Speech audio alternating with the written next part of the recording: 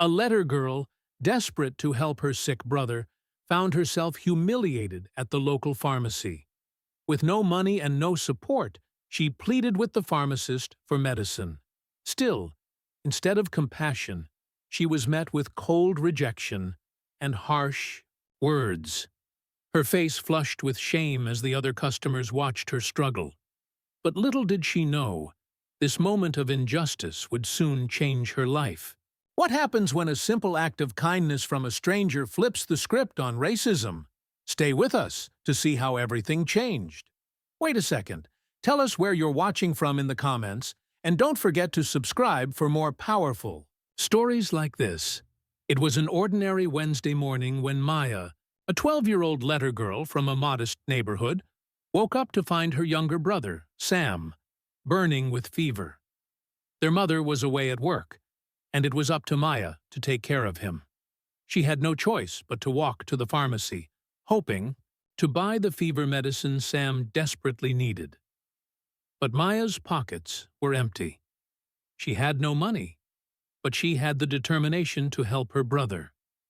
With the weight of responsibility on her shoulders, she entered the pharmacy and stood in line, hoping for a miracle. When it was finally her turn, she anxiously explained her situation. But what followed next was something she couldn't have anticipated, an encounter that would shape her understanding of the world forever. The pharmacist, a middle-aged man with a stern face, looked at Maya with skepticism. She could see him, eyeing her worn-out clothes and the unease in her eyes. "I'm sorry, but you need to pay for the medicine," he said, his voice cold. Maya's heart sank. "Please, sir, my brother is really sick. I have no money, but I promise I'll come back and pay you as soon as I can." The other customers in line murmured and exchanged glances, some of them giving Maya looks of disdain. The pharmacist's expression hardened. "It's not my problem, kid. You're wasting my time." Maya stood frozen, the weight of the words hanging in the air. She felt humiliated. In that moment, she could feel the sting of something she hadn't fully understood before: prejudice. Was it because of the way she looked? Because of where she came from? Or simply because of the color of her skin?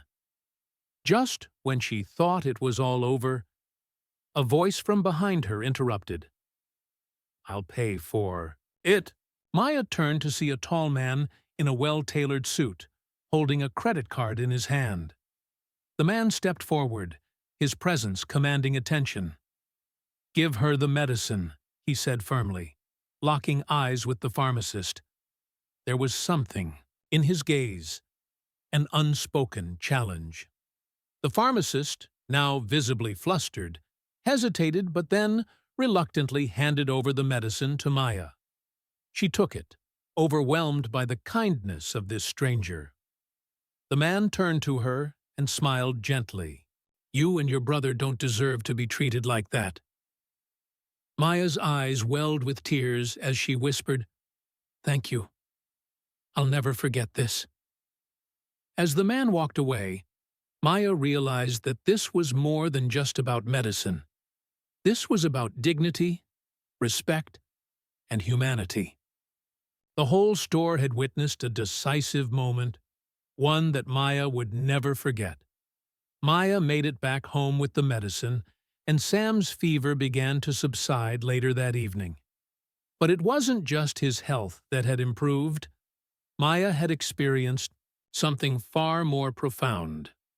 She had seen firsthand how one act of kindness could break the chains of prejudice and change someone's world. The man who helped her was a millionaire, a successful businessman who believed in giving back.